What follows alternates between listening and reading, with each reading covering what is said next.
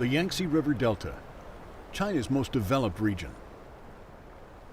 During the Three Kingdoms period, this place was under control of the state of Wu.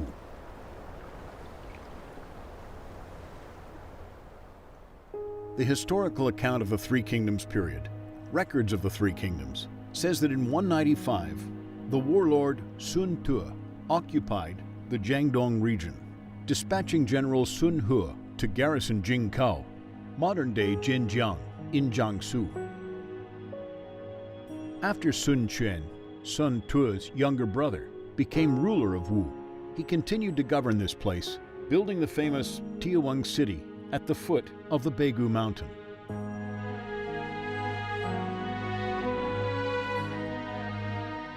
Tiawang, therefore, can be regarded as the first city that Sun Quan governed. Gu Yewang, a historian from the southern Song dynasty, wrote in his book on geography that this city was built by Sun Quan, emperor of Wu.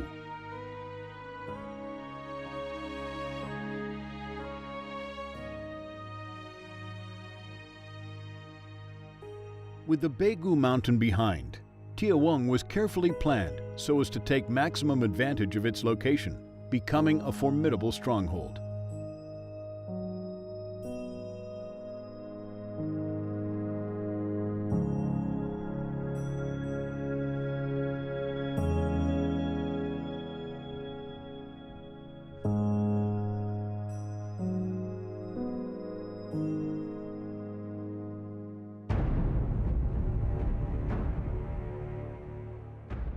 Although not yet emperor, Sun Quan's city acquired the status of a capital.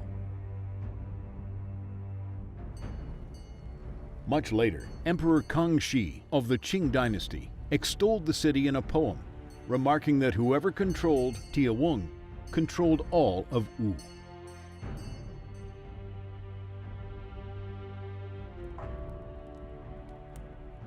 In 208, Sun Quan moved the political center from Suzhou to Tiawang in Zhenjiang.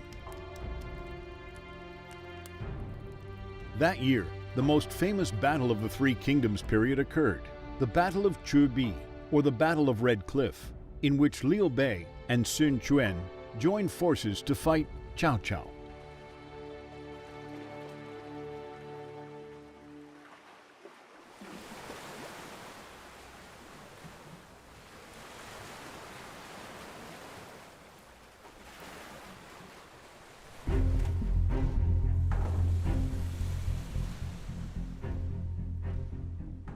According to Attack Wu Lin, a Wu state battle song, Cao Cao had suppressed the Wu Huan people and conquered Jingzhou.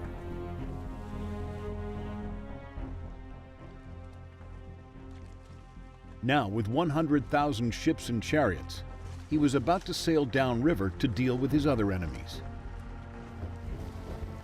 All that stood between him and victory was the state of Wu.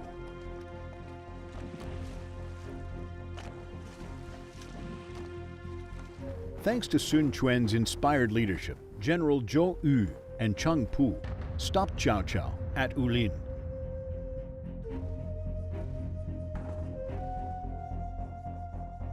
This song was written by Wei Jiao, a senior minister and historian of the Wu state.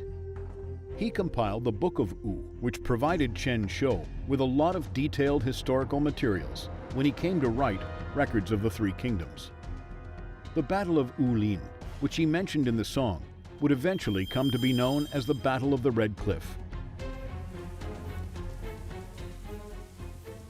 One of the most famous engagements in Chinese military history, the Battle of the Red Cliff, has become an object lesson in how a weaker side can destroy a stronger one.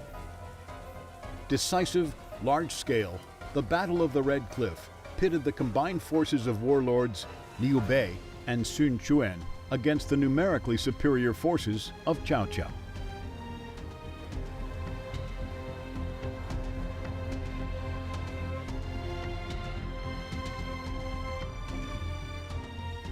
In spring of 208, in order to ready his waterborne forces for the coming southern campaign, Cao Cao dug Xuanyu Lake in Yecheng. It was round about this time that Liu Bei secured the services of Zhuge Liang after paying him 3 visits, and Sun Quan annihilated Huang Zu, avenging his father's death.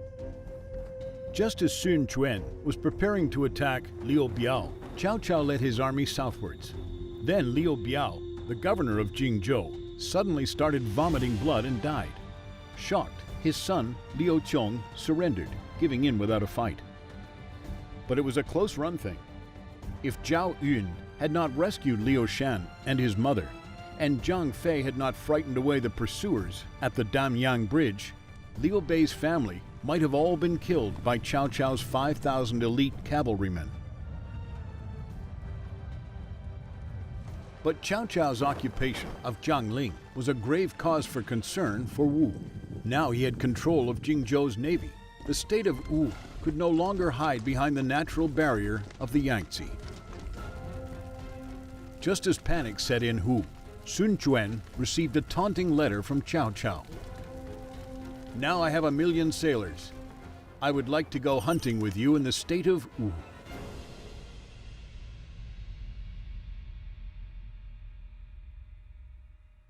这封信它其实看起来是一封就说冷幽默的信，其实它是一封战书。它这个战书里啊，透露了很多的这个他的一些杀机，一些的包括曹操的一些狂妄，包括他的一些就说威胁都在里面。所谓的会猎于吴呢，我们可以把它理解为曹操希望孙权和他联合起来消灭刘备，啊，也就是将刘备集团呢作为一支猎物。当然，孙权呢要想着这个和曹操联合，他只有一个方法，就是投降。所以当时整个东吴都造窝了，很多人不同的意见，但是大体上可以归纳为8个字儿：文官主降，武官主战。当时主张抵抗的主要是2个人，一个就是陆秀，一个就是周瑜。这2个人呢，就是坚决主张抵抗。这个鲁肃呢，就设身处地的为孙权着想，就说了这样一句话，深深的打动了孙权。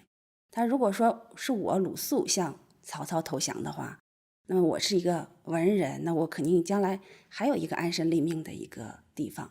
但是您啊，就不是这样了。您如果是投降了曹操，就是您到哪去安身立命呢？周瑜讲了一句什么话呢？他曹操是汉贼，所以我们要打他，这是个政治宣言。Zhou Yu was a military general of the Wu state at the time. Lu Su was warlord Sun Quan's follower.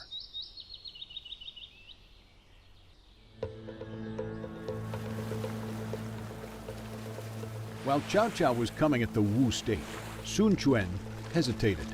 Should he fight on or give up the fight? Chang Chao and other advisors advised him to throw in the towel and surrender to Cao Cao. At this critical moment, one that would decide his fate and change history, Zhou Yu and Lu Su prompted him to make up his mind to carry on the fight against Cao Cao to the death. More than that, according to Zhou Yu, there was very hope of success. Convinced, Sun Quan pulled out his broadsword and cut the table in front of him in 2. Pointing to the table, from now on, he said, anyone who mentioned the word surrender would end up like the table. By this point, Cao Cao had already crossed the Yangtze River, and its waterborne forces were about to get a very nasty surprise at the Red Cliff. Cao Cao, as we all know, was defeated in this encounter. Forced to withdraw north, the river was once again a natural barrier between him and the allied forces of Sun Quan and Liu Bei. Not used to fighting on the river, Cao Cao's army opted to link up their ships and boats and make them into a pontoon so that the main body of the army could cross. Meanwhile, Zhou Yu adopted General Huang Gai's strategy of fire attack and deceived Cao Cao's troops with a feint. In winter 208, it was chilly on both sides of the Yangtze.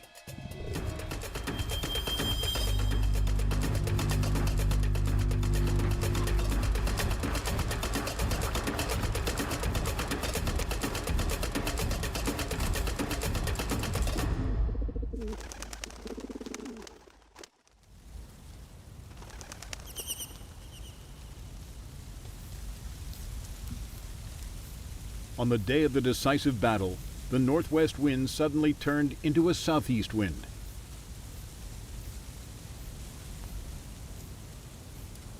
The wind blew from the red cliff on the southeast bank of the Yangtze River to Wulin, where Cao Cao's camp was located. That night, General Huang Gai led warships of different sizes towards Wulin with a fair wind. But rather than surrendering as Cao Cao had thought, Huang Gai's ships were on fire. Fanned by the wind, the fires grew in intensity, spreading to Cao Cao's vessels and the forts established on land. Cao Cao was left with no choice but to burn his remaining ships and order his army to retreat.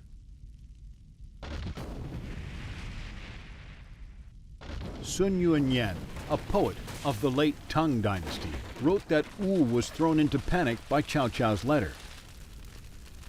Only Zhou Yu and Lu Su refused to contemplate the idea of surrender.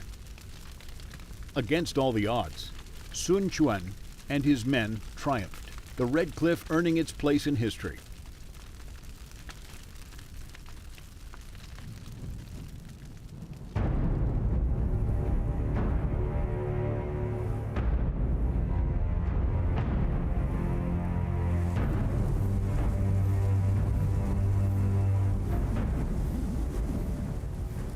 But why?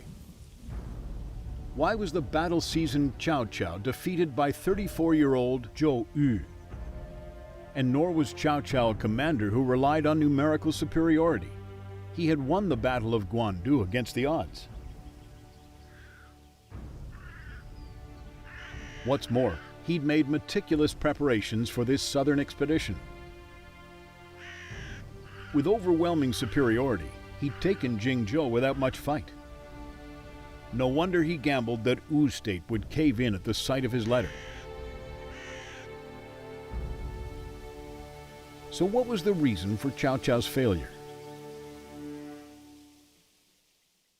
通常我们认为是2个原因，就是说，曹操的这个将士啊，到了我们南方这个地方，水土不服，出现了一些疾病，然后呢，他的就说，他的军队是以骑兵、步兵为主的这个军队，就说不适应我们这一带的这个沼泽地带啊，包括江湖地带的这种水战。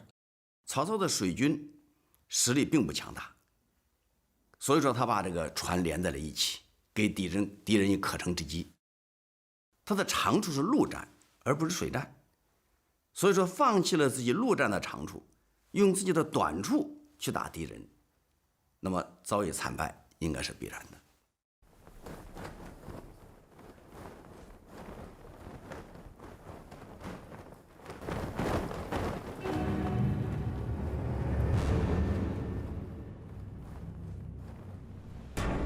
When he boasted about his naval superiority, Cao Cao was trying to intimidate the Wu state, bluffing. But the fact remains that Cao Cao's forces were 5 times that of allied forces of Sun Quan and Liu Bei. With the odds so much in his favor, Cao Cao perhaps grew overconfident. His advisors, Jia Shu and Cheng Yu, proposed that if they could appease the people and capitalize on the political advantage brought by their victory in Jingzhou, the Wu state would surrender without fighting. But if he rushed into an attack, Sun Quan and Liu Bei would join forces to resist him. These words of wisdom fell on deaf ears. Buoyed up by his success in Jingzhou, Cao Cao was convinced that he was now invincible. Furthermore, in his eagerness to unite the whole country, he rushed into the attack against the Jiangdong region, in spite of all the unfavorable factors. This, more than anything else, accounts for his failure.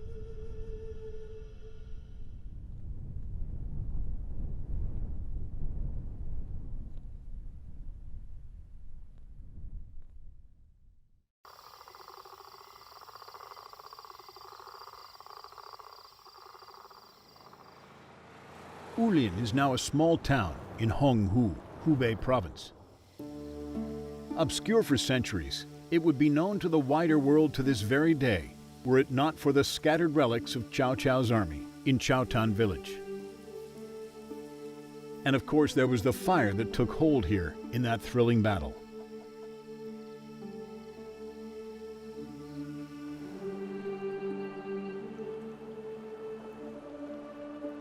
Maybe it was the big fire that made the grass grow so densely along the river in Wulin, a lasting memorial to that great conflagration.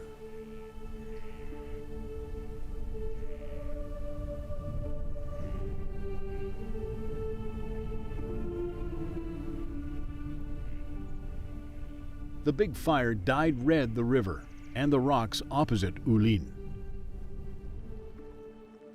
The Battle of Red Cliff not only immortalized Zhou Yu and Zhuge Liang, but also made this rock famous.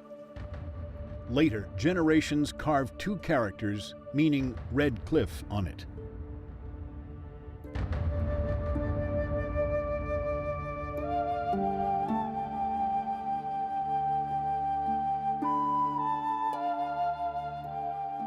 In 1998, Puqi, city of Hubei province, where the Red Cliff was located, was renamed as Chubi City. Chubi means the Red Cliff.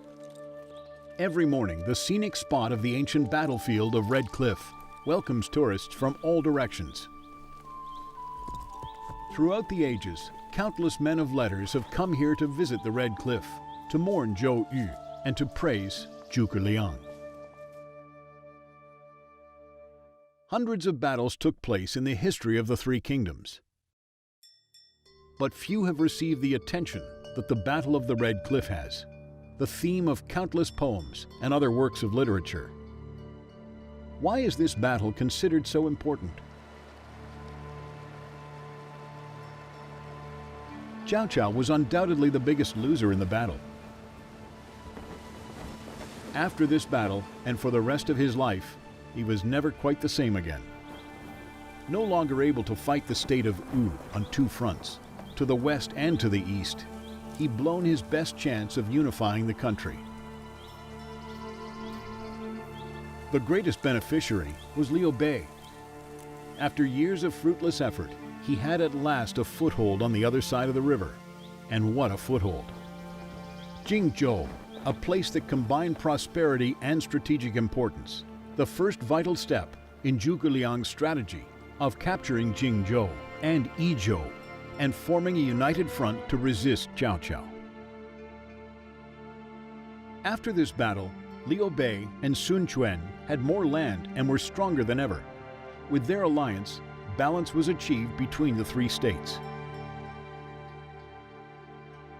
The Battle of the Red Cliff was a watershed moment in the Three Kingdoms era, a decisive battle that determined the future course of events.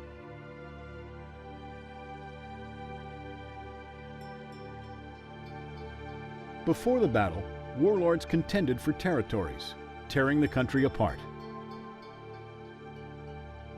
After the battle, Wei, Shu, and Wu were able to coexist. 从唐宋以后，关于赤壁的这个故事就深入人心。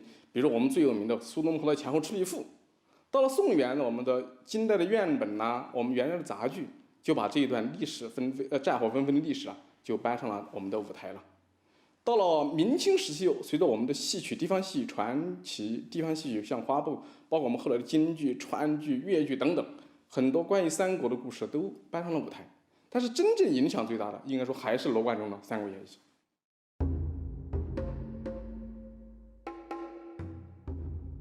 Of all the episodes and incidents described in Romance of the Three Kingdoms, the Battle of the Red Cliff is undoubtedly the most fascinating.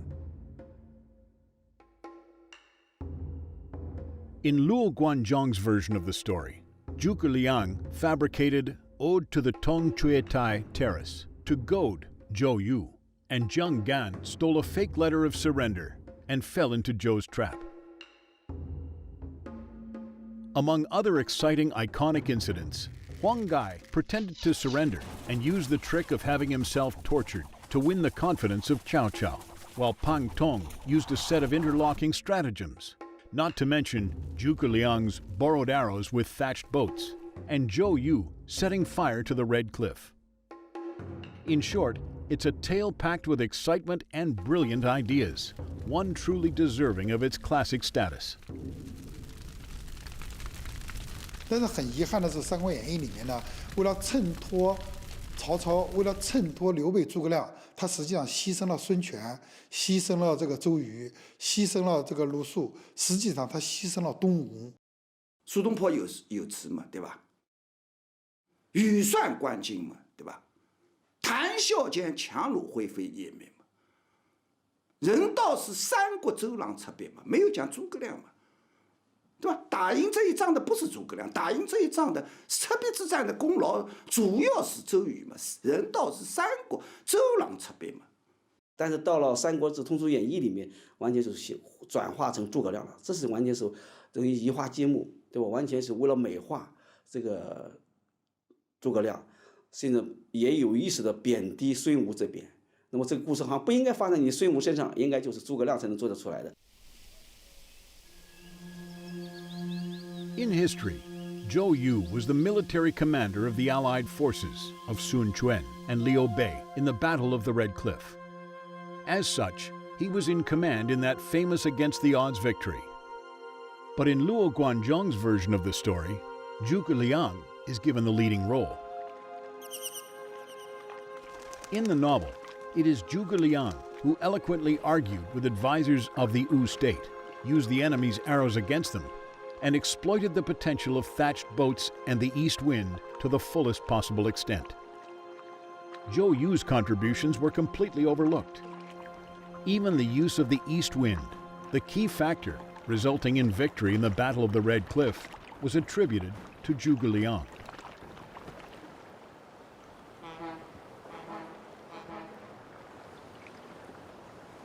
While Wulin is on the north bank of the Yangtze, the Red Cliff stands on the south bank, the river flowing from southwest to northeast in this section. As it was winter, and therefore windy, using fire to attack Wulin was very risky. They would more than likely get burnt themselves. So the only chance to succeed in burning Wulin was to take advantage of a southeasterly wind when the north wind was prevalent. As Tu Mu, a poet of the late Tang dynasty, wrote, "Had the east wind refused General Zhou Yu the favor, the two beautiful sisters of the Cao family would have been locked up in the Tong Chuatai Terrace, entertaining Cao Cao, Zhou's implacable foe." There's no doubt that Du Mu's poem inspired Luo Guanzhong. In Romance of the Three Kingdoms, it's Zhuge Liang who made full use of the east wind.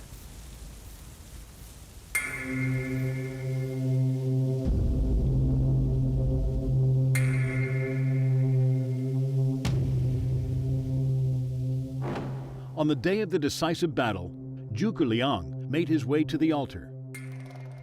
Late at night, Zhou Yu suddenly heard the sound of the blowing wind and the fluttering banner. When he left his camp, he noticed the fringes of the banners fluttering towards the northwest. Then, all of a sudden, a southeasterly wind rose up. Borrowing the east wind is just a fiction, a story. But in Chinese, it's become an idiom, indicating that everything is ready and all that we need to do is wait for the east wind. So where on earth did this indispensable southeast wind come from? 侧壁所处的云梦泽比现在呢大得多，水量也充沛得多，可以说是相当壮观的。那么唐诗的时候呢，还写到“气震云梦泽，波骇岳阳城”。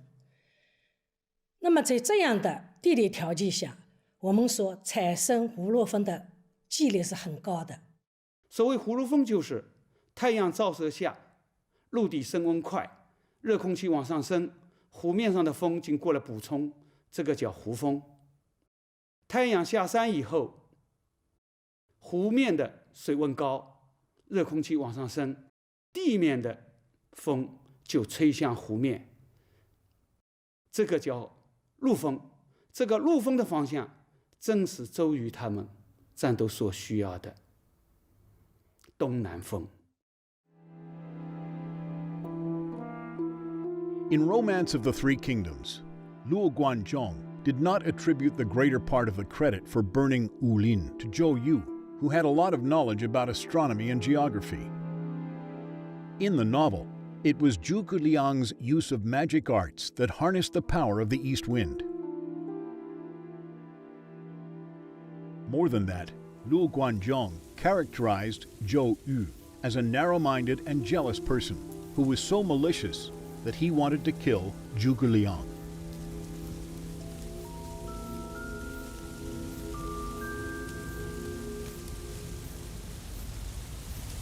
但是这个描写呢，虽然把这个诸葛亮这个形象写得很高大，但是对历史上的这么一个雄姿英发的这么一个战略家周瑜，应该说对他是一种极大的委屈，或者说对他性格来说，应该做了很大的这个改写，跟历史人物是很不相像的。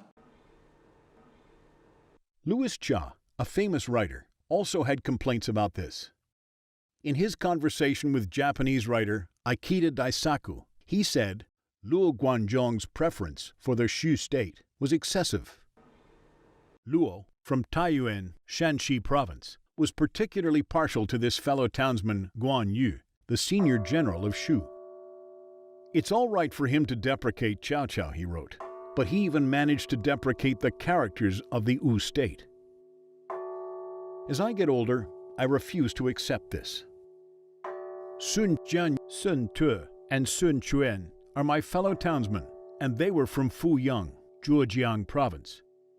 I even thought about writing a romance of the Three Kingdoms from the perspective of the Wu state. Of course, the protagonists would be Zhou Yu and Lu Xun.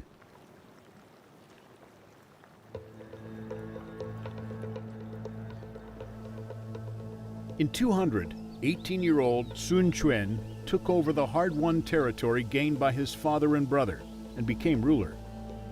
But at so tender an age, he naturally lacked authority.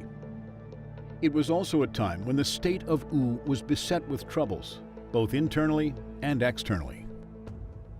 As one of the founders of the Wu state, Zhou Yu tried his best to assist Sun Quan. Otherwise, Sun Quan's status would be threatened.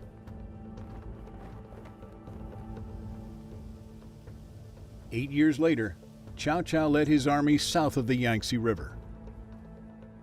Although Sun Quan had conquered areas south of the Yangtze River and defeated his old enemy Huang Zu before, he had never dealt with the top warlords. It was also Zhou Yu who persuaded a hesitant Sun Quan to resist Cao Cao. 有一次，孙权评价东吴的4人统帅，把周瑜名列第一，说周公瑾雄才大略，邈燕难继，太有本领了。他那种雄才大略，那一般别人是远远无法抗衡，对他评价极高。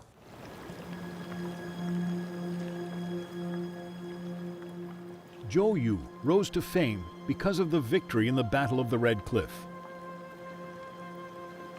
After that, he sought to conquer the Shu state in the west and the Wei state in the north. Unfortunately, he passed away in Baqiu at the age of 36.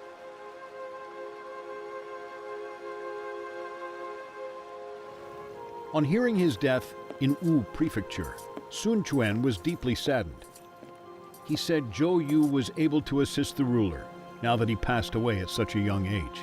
And who else can I rely on in the future?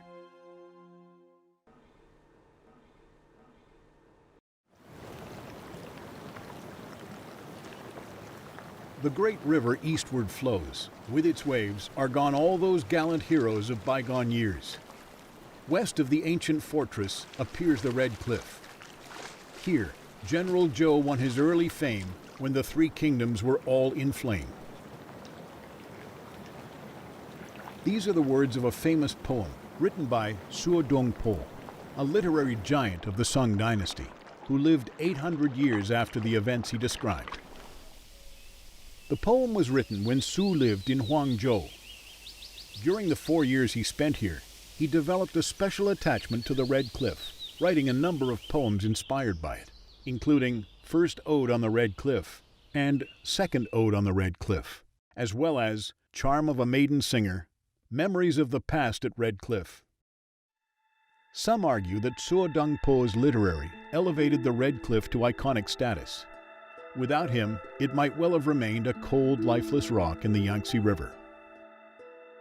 I fancy General Zhou at the height of his success, with a plume fan in hand, in a silk hood, so brave and bright, laughing and jesting with his bride so fair, while enemy ships were destroyed as planned, like castles in the air.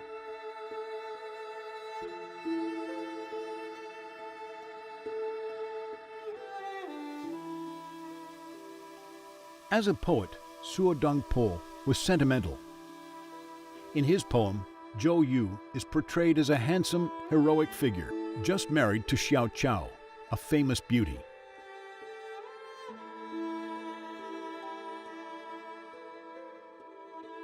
Zhou Yu's tomb is in Lujiang County, Anhui Province. Legend has it that when he died, Zhou Yu's body was taken back to his hometown for burial. Here, Xiao Qiao remained, devotedly guarding his tomb until the end of her days. Unfortunately, this sad and beautiful episode does not feature in Luo Guanchong's version of the story. Maybe he felt that it would detract from his central theme, a fierce, cruel battle won by guile and cunning.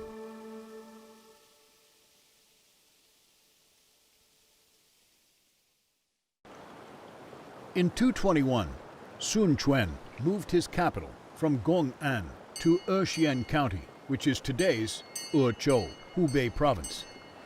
The county was first established in the Qin dynasty. Under Sun Quan's rule, Exian County was renamed as Wuchang, which incidentally means to achieve prosperity through armed forces. From then on, Wuchang was not only the seat of the prefecture government, but also the capital of the Wu state, as well as the political, military, and cultural center of regions south of the Yangtze River.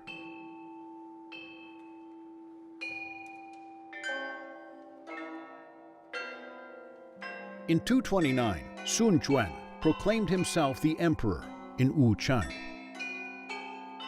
By then, over 20 years had passed since the Battle of the Red Cliff.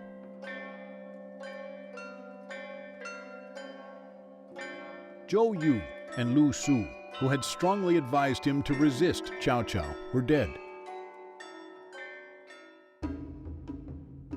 Sun Quan didn't forget the great contributions they had made, and he attributed his success to Zhou Yu. As he reminded his ministers, "Without Zhou Yu, how could I possibly be the emperor?" Lu Su foresaw this long ago. He really was an insightful man.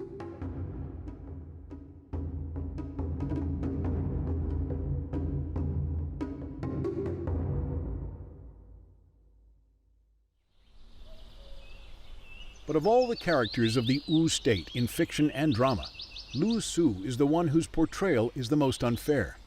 Though shown to be kind-hearted, honest, and loyal, he's also depicted as lacking intelligence.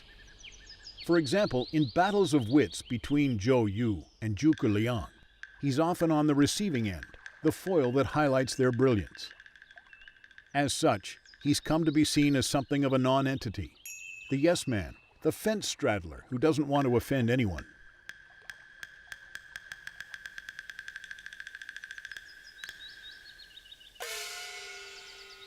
It's strange that Lu Su ended up with this reputation. As historian Zhu Xiusha remarked, Lu Su knew politics, military affairs, and diplomacy very well. He was no fool. As one of the state of Wu's most talented men, he was one of the few who really deserved high office. 鲁肃为孙权建国呢提出了3步走的战略。第一步呢是保有江东，也就是占领今天的整个的江浙地区。第二步呢是夺取荆州，全局长江，占领整个的长江中下游地区。第三步呢是北伐曹魏，统一天下。In the Battle of the Red Cliff, the Allied forces of Sun Quan and Liu Bei defeated the powerful Cao Cao. The success of the military campaign was naturally attributed to Zhou Yu, but much of the credit should have gone to Lu Su. Without Lu Su's idea of forming an alliance with Liu Bei to fight against Cao Cao, the battle wouldn't have taken place at all. But for Lu Su's wise counsel, it's even possible that Sun Quan would have been persuaded by Chang Chao and other advisors to surrender to Cao Cao. Luckily, Sun Quan was convinced that there were good reasons to carry on the fight, that political superiority could be transformed in military advantage. The alliance with Liu Bei undoubtedly brought great benefits to the state of Wu. Lu Su had a clearer understanding of this than anyone else. He knew there was no way Wu could stand up to Cao Cao on its own. After the Battle of the Red Cliff, Liu Bei wanted to borrow Qingqiu to pacify his people. Zhou Yu suggested detaining Liu Bei using a honey trap, while Lu Su believed that giving Jingzhou to Liu Bei created not only a strong opponent for Cao Cao, but also a safe barrier for the Wu state. Only Cao Cao and Lu Su had the same opinion on this issue. 曹操听到这个，孙权把荆州借给刘备，曹操大吃一惊啊！曹操正在写字嘛，对吧？一听到这个消息，曹操这个吓得当时一震啊！曹操惊慌的不得了，笔写字的毛笔都掉在地上了。根据史书的记载嘛，所以曹操感到这个孙刘两家联合，他就无计可乘啊。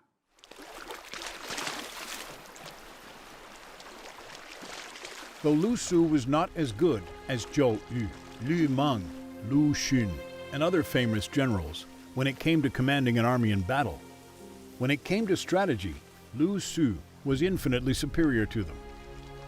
He was a great politician, almost on par with Zhuge Liang himself.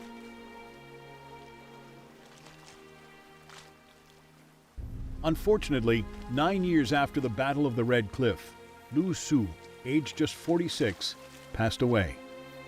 His death was a great loss for Sun Quan and Liu Bei. If he hadn't died, much tragedy might have been avoided. Had he lived, hard to see Lu Meng betraying the alliance and killing Guan Yu.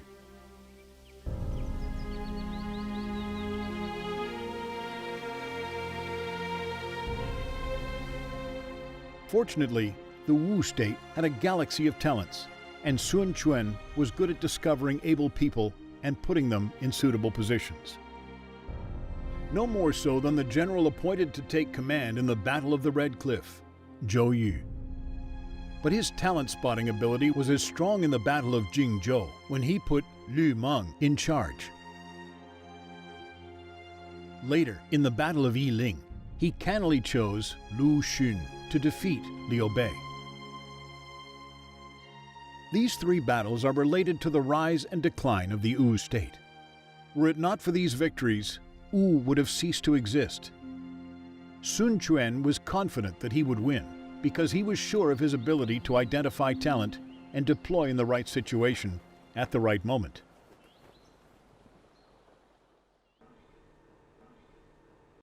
Sun Quan's ability was noticed at an early age.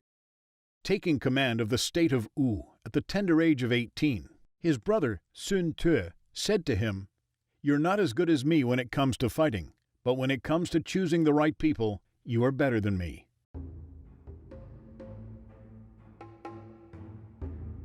That's why some scholars argue that we shouldn't see Sun Quan's success as something that depended on just one or two outstanding people. Sun Quan actually had a whole, very well-organized pool of talent to draw from. This was something that the state of Shu did not have.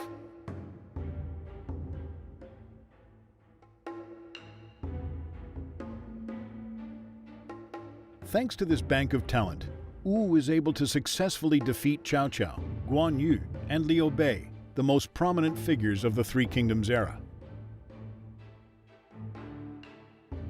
While the other states foundered, Wu clung on, becoming the longest surviving of the three states, all because Sun Quan always appointed people according to their abilities and made full use of their talents. 孙权这个人物，我认为是三国里面可以作为第二号人物，第二号英雄人物，就是应该排位是这样排的，就是曹操、孙权、诸葛亮、刘备还要排在后面。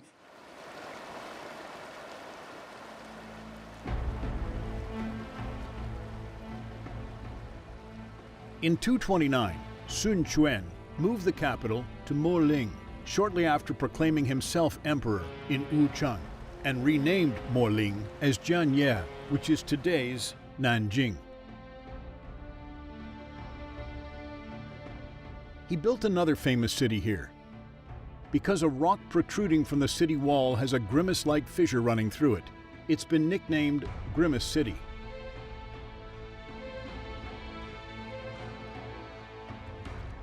With this as his base, Sun Quan probed the lands south of the Yangtze, becoming the first ruler to venture this far south since the days of Emperor Qin Shi Huang centuries before. It is said that he personally used the bullocks from his own carriage to demonstrate how these wastelands could be transformed into productive farms. But the state of Wu also became powerful on water. Advancing ever southward, the sea proved no barrier to Wu expansion, a Wu fleet becoming the first to reach Taiwan, other expeditions reaching the Liaodong Peninsula in the north and the coasts of Southeast Asia. Thanks to Sun Quan and his generals, Wu grew bigger than Shu, becoming strong enough to compete with Wei.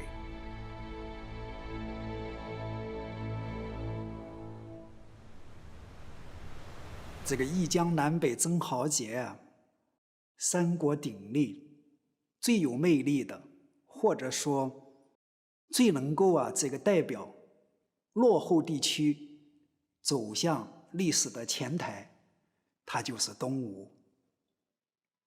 因为今天的中华文明最重要的一个人才的摇篮就是长江流域。 今天的中国的经济中心、人才中心是长江三角洲，而长江人才第一次以集团的形式闪亮登场，逐鹿中原。在汉末三国时期，东吴是首开其端。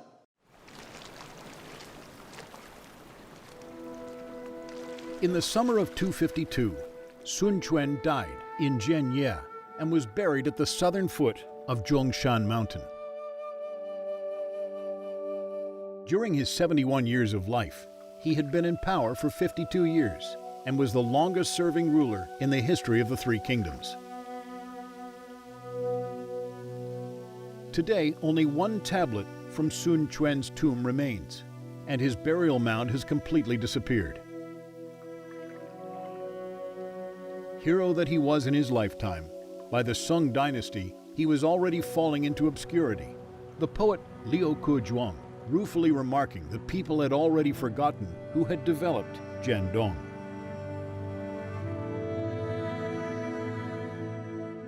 Guoshan Stele is located in Zhuangju town, Jiangsu province.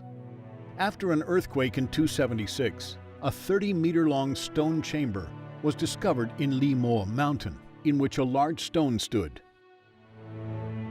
Sun Hao, then ruler of the Wu state, regarded it as a sign of auspiciousness. He renamed Limo Mountain Guoshan Mountain and set up a monument. It still stands today, a rare surviving example of a three-kingdom stone inscription. Sun Hao, the ruler who set up the stele, was Sun Quan's grandson, the fourth emperor of the state of Wu. But for him, the discovery of the tomb was anything but auspicious. 3 years later, his army would be defeated by the forces of the Western Jin, bringing the Three Kingdoms period, with all its tales of heroes and daring do, to an end.